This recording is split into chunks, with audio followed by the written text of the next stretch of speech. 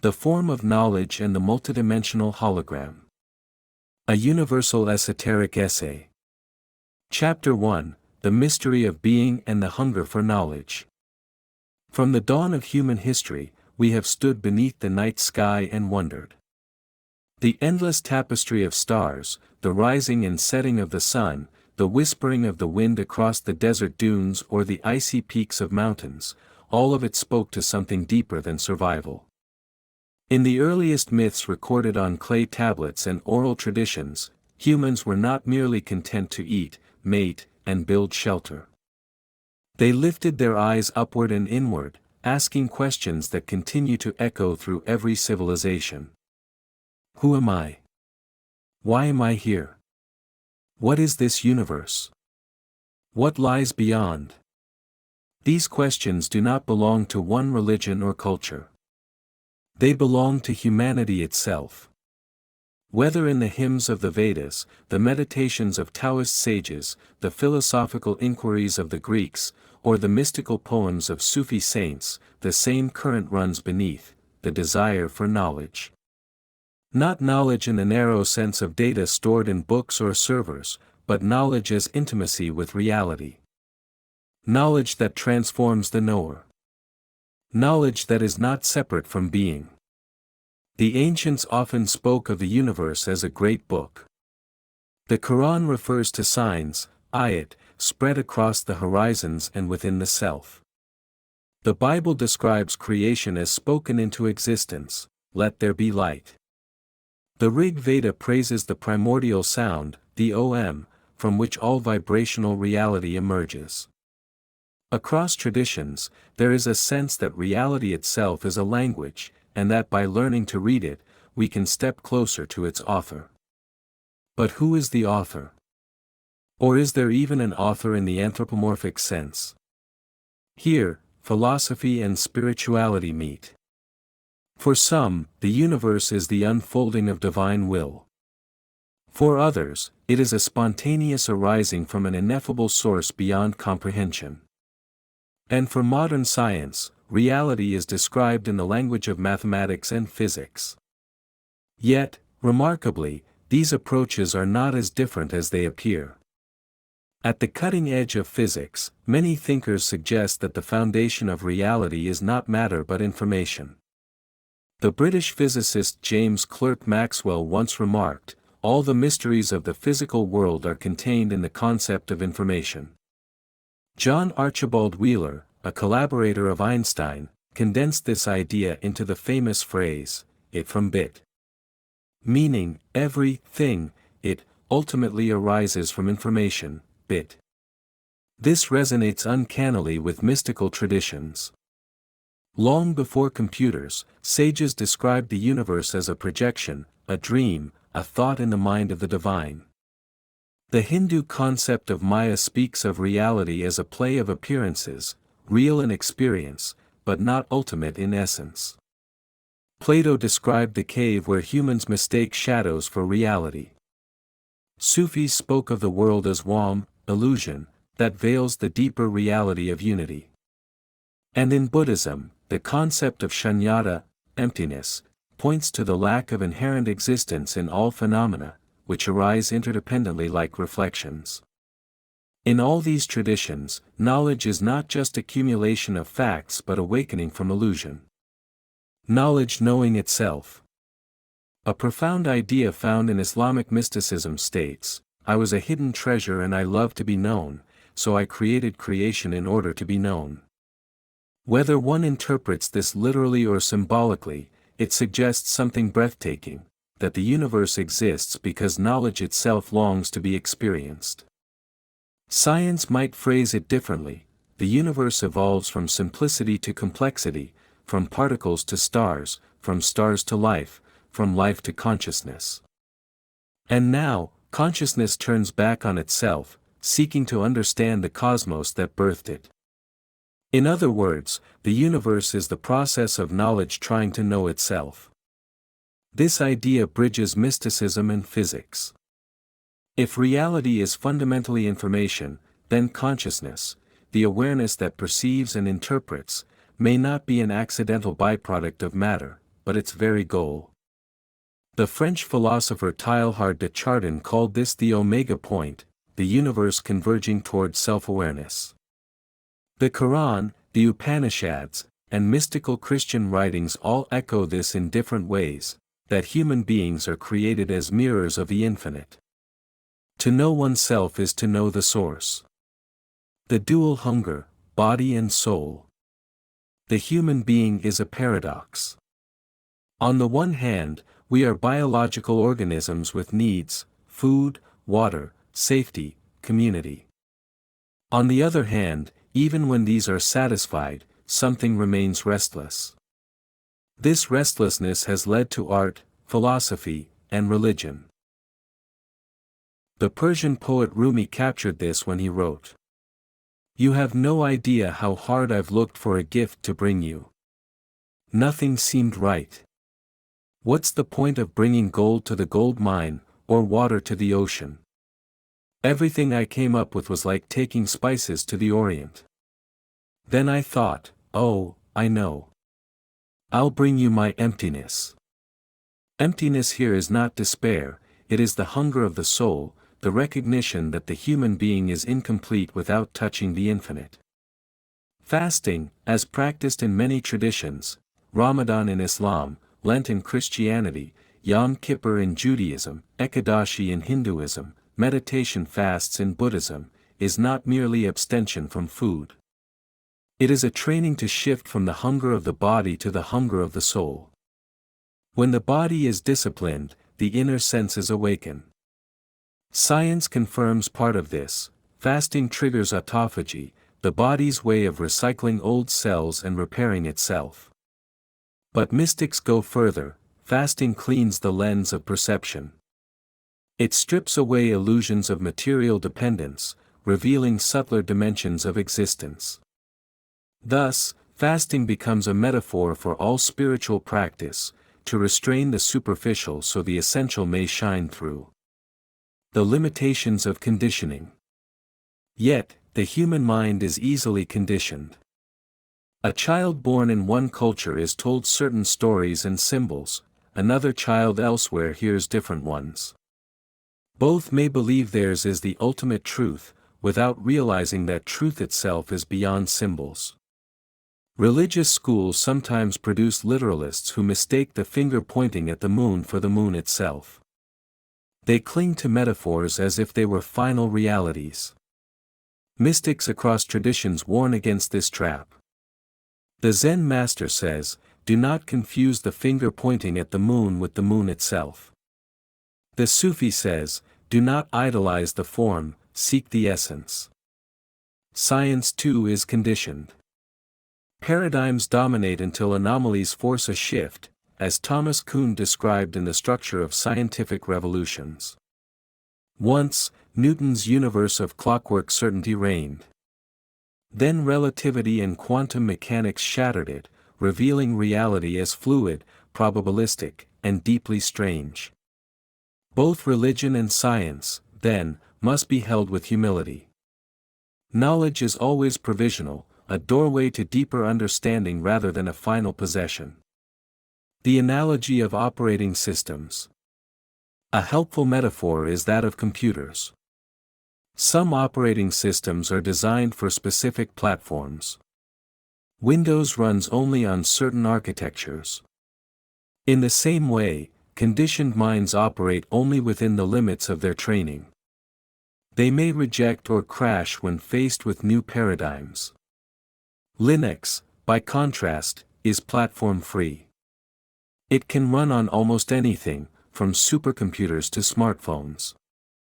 The mystic mind is like Linux, adaptable, open, able to integrate truths from many systems without clinging to one form. Religions, philosophies, and sciences are like different software packages. Each reveals a facet of truth, but none contains the whole. The wise seeker learns to navigate among them, not enslaved by dogma, but guided by the hunger for reality itself. The spark of illusion. The 14th-century mystic Abd al-Karim al-Jili wrote that the worlds are created from a spark of illusion. Modern physics agrees in surprising ways. Quantum fluctuations give rise to particles, universes may bubble into existence from quantum foam, and matter itself is mostly empty space structured by fields of probability. If the essence of existence is illusion-like, does that make it meaningless? On the contrary, it means that meaning is not fixed in stone but constantly created. Existence is art, not architecture. It is poetry, not prose. The Japanese concept of mono no aware, the gentle sadness of impermanence, captures this. A cherry blossom is precious precisely because it will fall. Likewise, our lives are sparks of illusion, brief but luminous, through which the infinite experiences itself. The witness within. Perhaps the deepest teaching across traditions is that the witness of all this, life, death, illusion, knowledge, is not separate from us. In Hinduism, this is Atman, the self that is identical to Brahman, the Absolute. In Sufism, this is the realization that he who knows himself knows his Lord. In Christian mysticism, Meister Eckhart spoke of the divine spark within the soul. Science may describe it as consciousness, still unexplained but undeniable. Neuroscience cannot find a single spot in the brain that produces awareness. Instead, consciousness appears as a mysterious emergent property, or perhaps even the ground of all being. The great paradox: we are both participants in the illusion and the witness beyond it. Like an actor who knows he is in a play, we live our roles but can awaken to the stage itself. Chapter 2: The Language of the Cosmos, Energy, Data, and Information. If one listens deeply to the world, one discovers that the universe speaks, not in words, but in patterns, rhythms, and codes. The galaxies spin with the same spiraling curve as the shell of a nautilus. The vibrations of a violin string echo the quantum vibrations of particles. The neural pathways of the brain resemble the distribution of cosmic filaments across the universe. Everything whispers of an underlying order, a language of reality that transcends cultural boundaries. Human beings, in their quest to understand this hidden language, have described it in many ways, as logos, as om, as the divine word, as the command, be. Kun Fayakun, as the universal laws of physics. These are not mere poetic metaphors. They are testimonies of different civilizations trying to articulate a shared intuition, that the cosmos is not chaos, but communication. The primordial word. Across spiritual traditions, the universe is often described as being spoken into existence. In the Gospel of John, in the beginning was the Word, Logos, and the Word was with God, and the Word was God. All things were made through him. In the Quran, when he decrees a matter, he only says to it, be, and it is. In the Vedic hymns, the universe emerges from Om, the eternal sound vibration. In Egyptian mysticism, Ta creates the world by speaking the names of things. What are these traditions pointing to? They are not necessarily about literal speech, but about information. To name is to define, to give form. The act of speaking represents the ordering of chaos into cosmos. Modern physics surprisingly echoes this idea. Theoretical physicist John Wheeler's principle, it from bit, proposes that every particle, every field of energy, every event is at its core an expression of information. The universe is like a grand computation, where matter and energy are the visible expressions of invisible data. Thus, the word is not a human language, but the code of reality itself. Energy and information, two faces of the same coin. Albert Einstein famously declared, energy cannot be created or destroyed, it can only be changed from one form to another. This principle, the conservation of energy, reveals a universe that endlessly transforms but never loses its essential substance. But what is this substance? Matter, once thought to be solid, is now known to be condensed energy. Particles are excitations of quantum fields. Beneath energy, physicists increasingly suspect, lies information, the pattern, the structure, the arrangement that makes reality intelligible. In fact, many scientists argue that the fundamental unit of the universe is not the atom or the quark, but the bit, a binary unit of information. This is not a coincidence. It is as if all of reality is woven from the same fabric as thought. The 20th century mathematician Claude Shannon, father of information theory, defined information as the resolution of uncertainty. Every message reduces ambiguity. In a similar way, every form in the universe represents a collapse of possibilities into a specific expression. The quantum physicist Max Tegmark has suggested that perhaps the universe is literally a mathematical structure, that reality is not just described by mathematics, but is mathematics. Thus, energy and matter are like the ink of existence, but information is the grammar that shapes the story. The brain as a decoder. If the universe is a language of energy and information, the human brain is its reader and interpreter.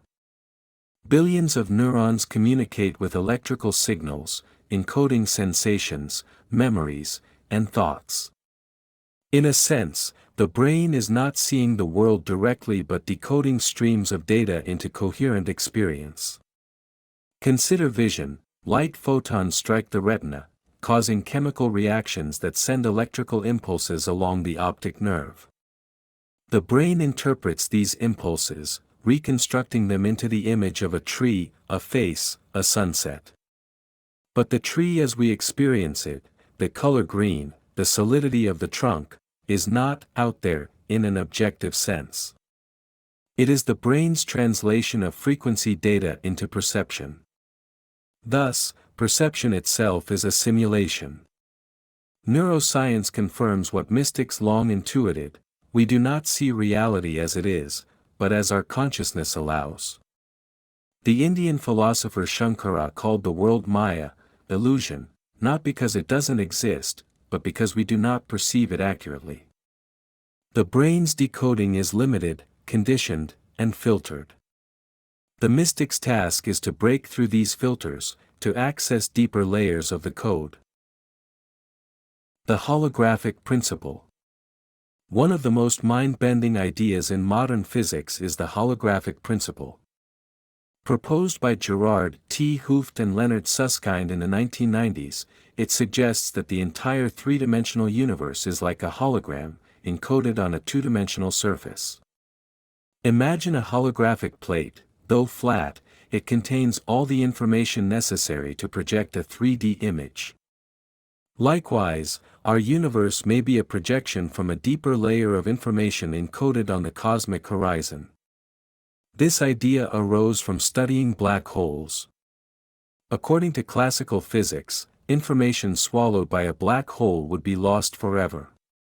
But quantum mechanics insists that information cannot be destroyed.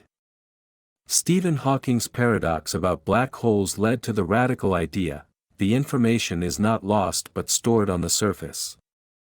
If true, this means that the entire cosmos is holographic.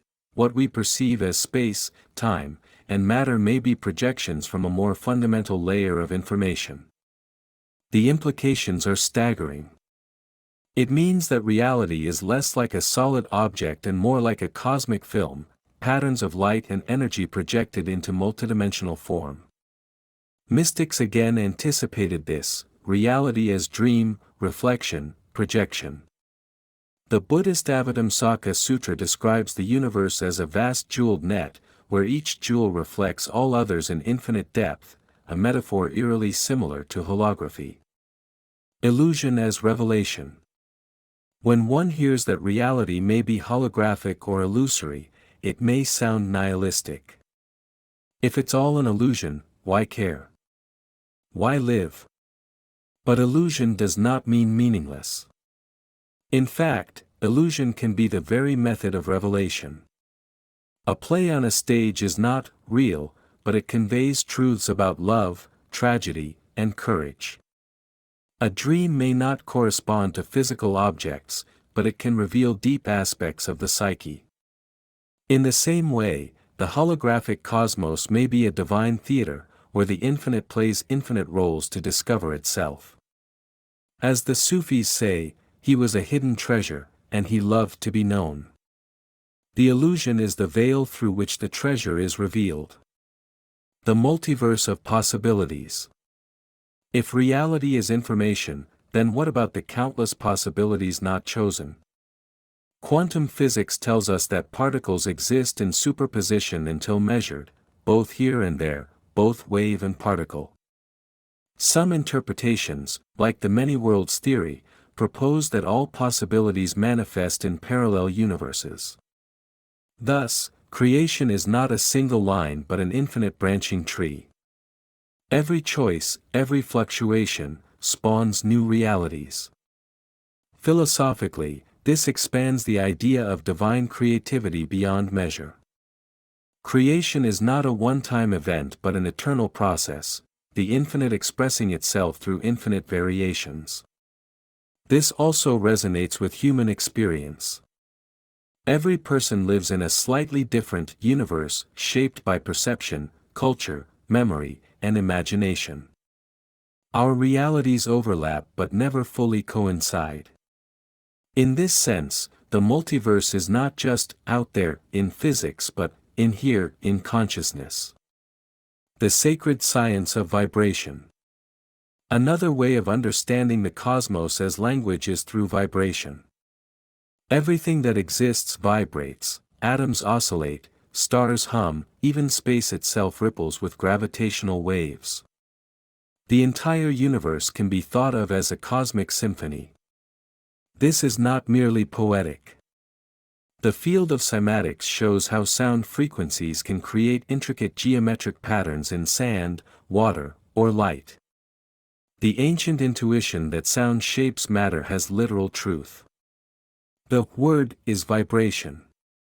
Religious chants, mantras, hymns, and recitations all make use of this principle. By vibrating sound in specific patterns, consciousness aligns with universal frequencies. Om, Hallelujah, Allahu Akbar, Elohim, all resonate as keys to open doors in the psyche and perhaps in the cosmos itself. Modern neuroscience has found that chanting and rhythmic sound can entrain brainwaves, shifting states of consciousness. This suggests that spiritual practices are not arbitrary rituals but precise technologies of resonance. From chaos to cosmos. At the heart of the universe is a paradox, it is both ordered and chaotic. Entropy increases, yet stars form from collapsing clouds. Random mutations drive evolution, yet complexity emerges. How can chaos give rise to cosmos? The answer again lies in information. Chaos is not the absence of order but the fertile ground from which new patterns arise. In information theory, randomness carries maximum potential information, it is the blank canvas on which new codes can be written. Thus, chaos is not the enemy of meaning but its womb. In mysticism, this corresponds to the concept of the void, the fertile nothingness from which all arises. In Kabbalah, it is ayin. In Taoism, it is the Tao that cannot be named. In Sufism, it is the cloud, ama, from which creation emerges. Science and mysticism converge here, the void is not empty but pregnant with possibility. Human beings as co-creators. If reality is a language of energy and information, then human beings are not passive observers but active participants. Our thoughts, intentions, and actions are themselves forms of information, feeding back into the universal code. The field of quantum consciousness studies suggests that observation plays a role in shaping outcomes. While controversial, it points to an ancient truth: the way we perceive influences what is perceived. Mystics emphasize this with the concept of intention, naya, kavana. When one acts with pure intention, the universe responds. Prayer, meditation, ritual, all are ways of aligning human consciousness with cosmic patterns. Philosophers like Henri Bergson spoke of the elan vital, the creative impulse that flows through all life. To live consciously is to become a co-creator, weaving with the threads of divine data. Chapter 3, The Multidimensional Hologram, Illusion and Reality. Imagine holding a holographic plate in your hand. At first glance, it looks like a flat, ordinary piece of glass. But when light shines upon it, a three-dimensional image emerges: a rose, a human face, a galaxy. What is astonishing about a hologram is that every part of the plate contains the whole. Break it into pieces, and each shard can still project the entire image, though with less clarity. This is not merely a trick of optics. It may be the deepest clue to the structure of reality itself. The holographic universe. In the 1990s, theoretical physicists Gerard T. Hooft and Leonard Susskind proposed the holographic principle, building on insights from black hole physics. Their bold claim, the entire three-dimensional universe is like a hologram, encoded on a two-dimensional surface. What we experience as depth, volume, and solidity may be projections from a deeper layer of information. Consider the paradox of black holes. According to classical physics, anything falling into a black hole, including information, would be lost forever. But quantum mechanics insists that information cannot be destroyed. How to resolve this? The answer: the information is not lost but stored on the event horizon, the two-dimensional skin of the black hole. Extrapolate this principle, and one arrives at a radical vision: the universe itself is a projection, encoded at its boundaries. If so, then we live inside a cosmic hologram, a multidimensional film projected from data at the edge of reality. Ancient parallels. Though holography is a modern concept, mystics across ages described something similar. The Buddhist Avatamsaka Sutra speaks of Indra's net, an infinite web where each jewel reflects all others, every part containing the whole. Hermetic philosophy declares, as above, so below. As within, so without. Sufi mystics describe the world as a mirror in which the divine sees itself. Hindu sages likened the universe to a dream projected by Brahman. What modern physics describes mathematically, ancient traditions expressed symbolically. Both point to a reality where the part reflects the whole, where appearance is projection, where the essence is hidden in every fragment. The illusion of solidity. The table before you feels solid. But zoom into the atomic level, and you find mostly empty space. Electrons whirl around nuclei like faint clouds, and even nuclei are vibrations of quantum fields. What feels solid is electromagnetic resistance, the pushback of fields against each other. Solidity, then, is not absolute but relational. What we touch, see, and hear are interpretations of data, simulations generated by the brain from streams of frequency. Plato's cave allegory becomes startlingly relevant. Humans see shadows on the wall, mistaking them for reality. Modern neuroscience agrees, perception is a reconstruction, not a direct window. Reality as we know it is a holographic rendering. Dreams and waking reality. Mystics often compare waking life to a dream. At first this seems dismissive: surely life is more substantial than dreams. Yet consider, in dreams, we inhabit full worlds, interact with people, feel emotions, even experience pain. Only upon waking do we recognize it as mind-made. Who is to say waking life is not another layer of dream, upheld by a deeper consciousness? Descartes famously doubted everything except the fact that he was doubting. The Yogacara school of Buddhism speaks of mind only: the world is projection of consciousness. In this sense, The holographic model of physics provides a scientific parallel to ancient insights. The world is dreamlike, projected, informational. The spark of illusion. Sayyid Abd al-Karim al-Jili, in his mystical work The Perfect Man, wrote, "The worlds have been created from the spark of illusion." This does not mean creation is false, but that it is fleeting, shifting, non-absolute. Quantum physics confirms, particles flicker in and out of existence, arising from quantum foam. Virtual particles appear and vanish in fractions of seconds.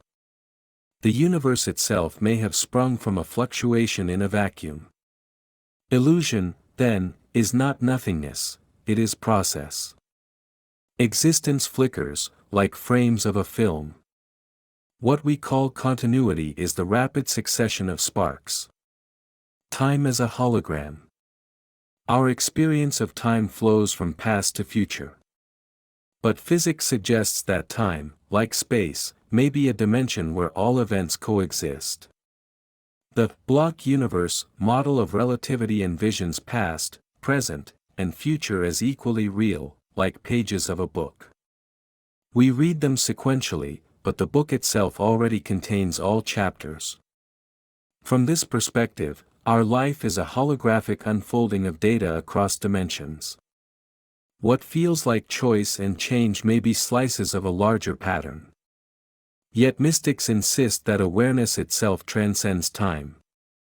In meditation, one touches the eternal now, beyond past and future. Thus, time may be part of the holographic illusion, a coordinate system within the projection. Consciousness, the witness, is beyond it. The mirror of the human being. If every part of the hologram contains the whole, then the human being is a microcosm reflecting the macrocosm. This idea is universal. In Sufism, Insan al-Kamil, the perfect human, mirrors divine attributes. In Christianity, humans are made in the image of God. In Kabbalah, Adam Kadmon represents cosmic humanity. In Taoism, the sage harmonizes with the Tao by aligning microcosm with macrocosm. The human brain itself reflects holographic principles. Neurophysiologists Carl Pribram and David Bohm suggested that memory and perception may be distributed holographically across the brain. Every part contains traces of the whole. Thus, to know oneself is to know the universe. The famous saying of the Prophet Muhammad, "He who knows himself knows his Lord," expresses this holographic principle in spiritual terms. Illusion as pedagogy. Why would reality manifest as illusion? Perhaps because illusion is the most effective teacher. A hologram forces us to look deeper. A dream can awaken us to levels of psyche ignored in waking life. A parable conveys truth more powerfully than literal fact. Likewise, the cosmos as hologram is not deception but pedagogy. It is a school for consciousness. Through appearances, the soul learns essence. Through multiplicity, it discovers unity. Through illusion, it awakens to the real. Science, mysticism, and simulation. In recent years, philosophers and scientists like Nick Bostrom have argued that we may be living in a computer simulation. If advanced civilizations can simulate universes, then statistically, it is more likely we are in a simulation than in the base reality. While controversial, this idea overlaps with both physics and mysticism.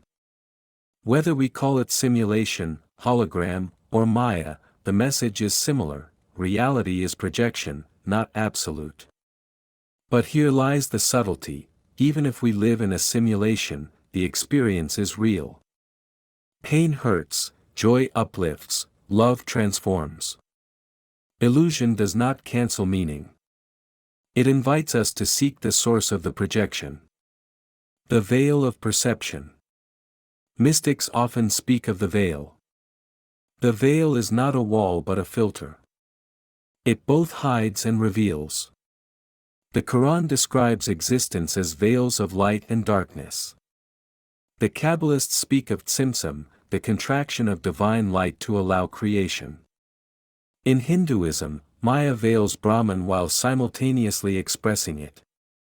The hologram is the veil, dazzling images projected, concealing the projector. To pierce the veil is to realize that the light of all appearances comes from the same source. Awakening within the dream. If life is a holographic dream, what is the role of the seeker? It is not to escape the dream, but to awaken within it. Lucid dreaming offers an analogy. When one realizes one is dreaming, the dream does not vanish, but transforms. One gains freedom, insight, creativity. Similarly, spiritual awakening is lucidity within the hologram. One recognizes the dreamlike nature of reality, yet participates fully, with compassion and wisdom.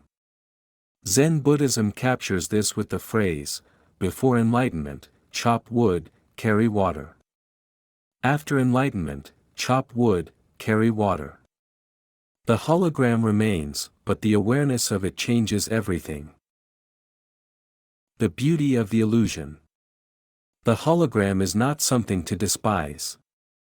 It is beautiful precisely because it is fragile, impermanent, shimmering. A rainbow is not solid, yet its beauty moves us.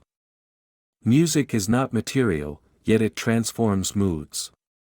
Likewise, life's fleeting forms are precious because they are holographic. To love another human being is to cherish a projection of the infinite. To gaze at stars is to witness the dream of galaxies. To grieve is to feel the poignancy of impermanence. As the Japanese poet Basho wrote, "This dewdrop world is a dewdrop world. And yet. The hologram is illusion, and yet it matters." Chapter 4, Humanity as the Mirror of Infinity. The ancient idea of the microcosm. From the earliest civilizations, humans have been described as a microcosm of the universe. The Hermetic maxim, "as above, so below," captures the belief that the structures of the cosmos are reflected in the human being. The Upanishads of India proclaim, "Tat Tvam Asi, you are that." The Quran suggests, "We will show them our signs in the horizons and within themselves until it becomes clear to them that it is the truth." This idea is not metaphorical alone, it resonates deeply with both mystical intuition and scientific observation. Our bodies are stardust. Every atom of carbon, oxygen, and iron that circulates in our blood was forged in the furnace of ancient stars. The same physical laws that govern galaxies govern the neurons in our brain. The human being is not separate from the universe, but an expression of it, one of its mirrors. Yet mystics go further. Not only does the human body reflect the cosmos, but human consciousness reflects the infinite source itself. The perfect human, archetype of reflection. In Islamic mysticism, particularly the writings of Ibn Arabi, the concept of Insan al-Kamil, the perfect human, represents this reality. The perfect human is the being who reflects all the divine names in balance.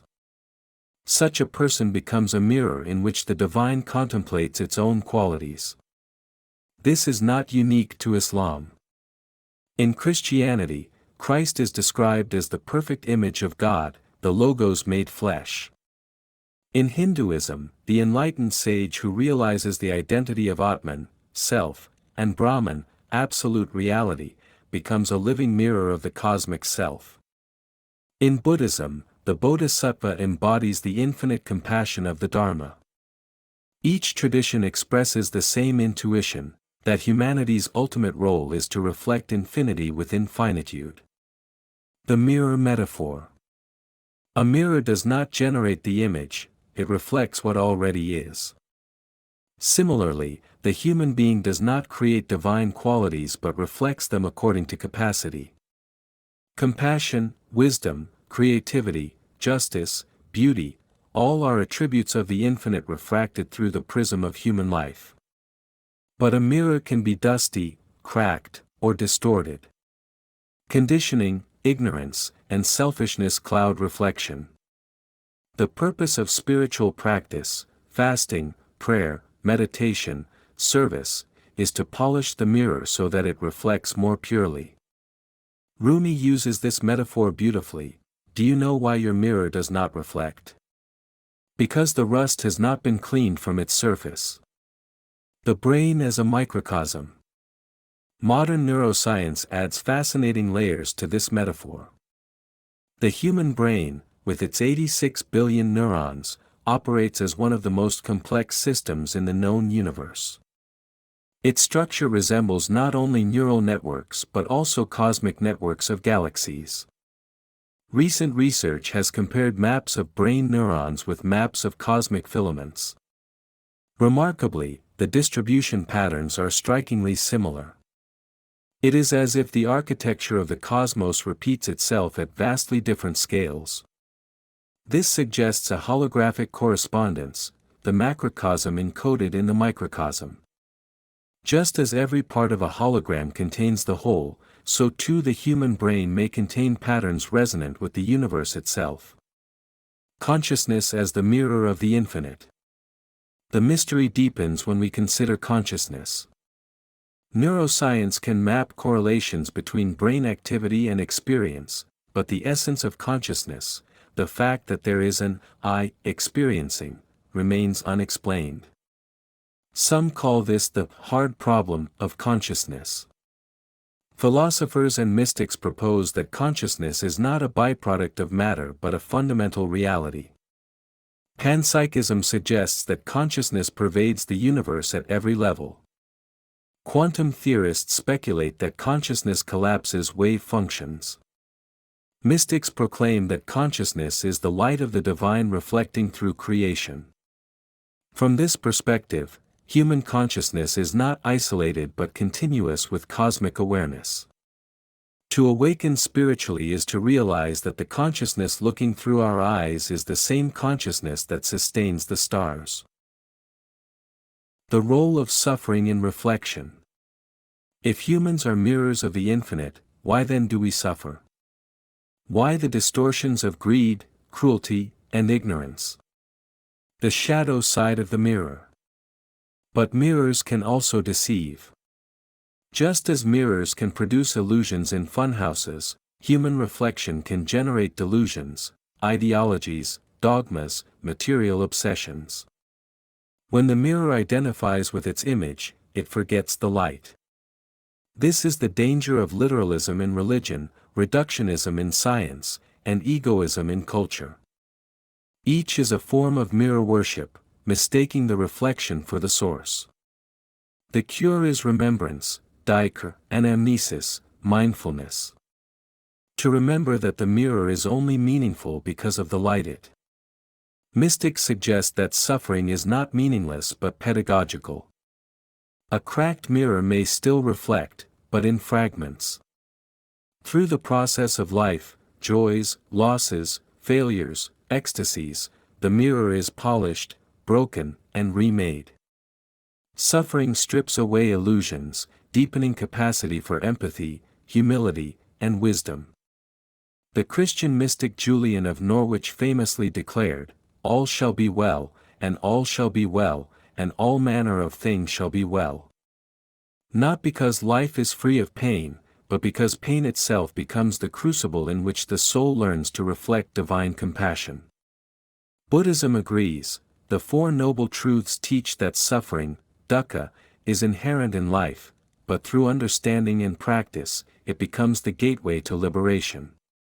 The many mirrors, diversity of humanity. No single human can reflect all of infinity. That is why humanity exists in diversity. One person may embody wisdom, another creativity, another courage, another tenderness. Together, they form a mosaic of reflections. In Sufism, each person is a locus of manifestation, mazar, for certain divine names. One may manifest Al-Rahman, the compassionate, another Al-Hakim, the wise, another Al-Jamil, the beautiful. The collective human family becomes a living kaleidoscope of the infinite. This is why humility is essential. No one can claim to possess the whole reflection. To honor others is to honor facets of the divine unseen in oneself. The science of empathy, neural mirrors. Interestingly, neuroscience has discovered mirror neurons, brain cells that activate both when we perform an action and when we observe someone else performing it. These neurons allow us to feel empathy, to resonate with the experiences of others. On a deeper level, this scientific finding resonates with the mystical teaching that the self and the other are not truly separate. By mirroring one another, humans participate in a collective field of consciousness. Empathy thus becomes both biological and spiritual proof that we are reflections of one another, and of the source. The responsibility of reflection. If we are mirrors of infinity, then every thought, word, and action becomes sacred. How we reflect matters. A mirror can distort, amplifying fear, hatred, and delusion. Or it can clarify, radiating love, wisdom, and peace. This is why spiritual traditions emphasize ethics. Morality is not merely social convention but alignment with the cosmic order. To act with justice, compassion, and truthfulness is to polish the mirror, to reflect the infinite with greater clarity. Kant spoke of the categorical imperative: act in such a way that your action could become universal law. This echoes the mystical sense that our reflections ripple through the whole hologram of existence. From ego to selflessness. The greatest distortion in the mirror is ego, the illusion of separateness. The ego insists, I am independent, I am the center. But in truth, the self is porous, interwoven with all that is. Spiritual practice aims to dissolve the ego so that the deeper self can shine. In Sufism, this is called fana, annihilation of the ego in God. In Hinduism, it is realization of Atman-Brahman unity. In Buddhism, it is the awakening to non-self, anatta. Paradoxically, when ego dissolves, individuality does not vanish but becomes transparent. One continues to live as a unique person, but now as a clear mirror of the infinite rather than a distorted shadow. Humanity and the cosmos, a dialogue. The mirror is not passive, it participates in a dialogue. Human beings do not merely reflect the cosmos, they also interpret, transform, and co-create. Art, science, philosophy, music, these are ways humans echo and expand cosmic patterns.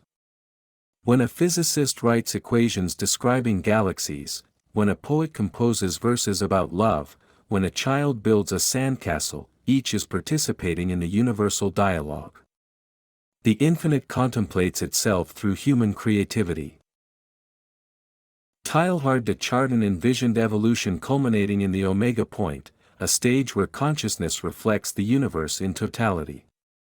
Whether or not one accepts his specifics, the vision inspires. Humanity's role is not accidental but integral to the unfolding of cosmic self-awareness. The shadow side of the mirror. But mirrors can also deceive.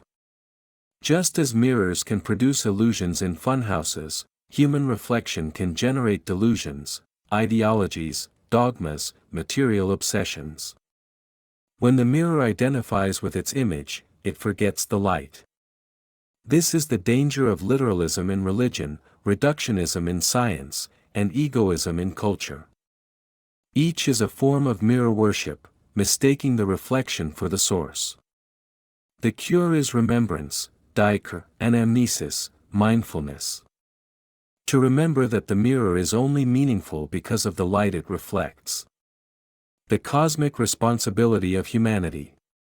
If we are mirrors of infinity, then our responsibility extends beyond personal lives.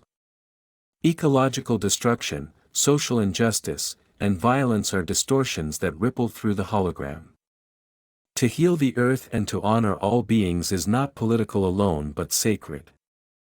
Mystics insist that service to others is service to the source. Jesus said, "Whatever you did for the least of these, you did for me." The Quran describes humans as stewards, Khalifa, of the earth. Indigenous traditions emphasize reciprocity with nature. To live responsibly is to polish not only the personal mirror but also the collective mirror of humanity. Awakening the mirror within. How does one awaken as a mirror of the infinite? Practices differ, but the principles converge. Silence and meditation, quieting the mind to perceive the source behind thoughts. Fasting and discipline, restraining bodily desires to awaken spiritual hunger. Prayer and remembrance, tuning the heart to the divine frequency. Service and compassion, reflecting the infinite through action. Contemplation of death, remembering impermanence to reflect eternity. Each is a way of clearing distortion so that the infinite may shine more clearly through us. The mirror realized. When the mirror is fully polished, one realizes that the mirror itself never truly existed. There is only the light, playing as reflection. This is the deepest mystical insight: the self is not an independent entity but a lens of the infinite.